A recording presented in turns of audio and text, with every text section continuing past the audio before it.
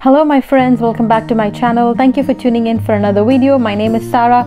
So today I'm here with a super tasty egg bread puff recipe. So let's quickly get started. The ingredients are very simple. So first I have one onion that I have sliced and a small piece of tomato, probably just 1/4 of a tomato is enough. A small piece of ginger.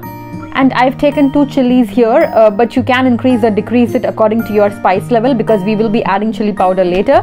And of course, apart from all this, we need bread. That is the last item that we need. I will be taking 6 slices today. And over here I have 3 eggs that are boiling. We will be splitting each of them in half. So each bread slice will have 1/2 of an egg. So now let's quickly get into making it. So first in this pan I'm adding about 2 tablespoons of oil.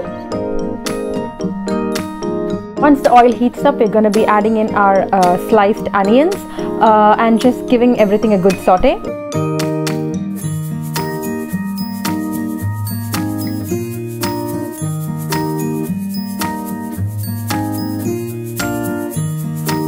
A little brown, we're going to be adding in salt as per your taste. Next I'm adding in the diced chilies and just mixing everything in. Next goes in the ginger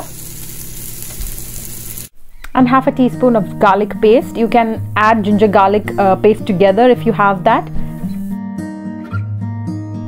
Next I'm adding in the diced tomatoes.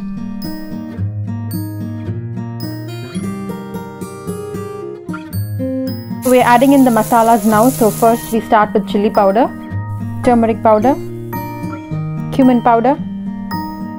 I'm adding in a teaspoon of chaat masala. You can add this if you have, or else you can just probably even add amchur powder, or just skip it altogether. So this is the masala that we're going to keep inside each of the bread puff, and the following clippings are very self-explanatory as to how you make these puffs, so enjoy.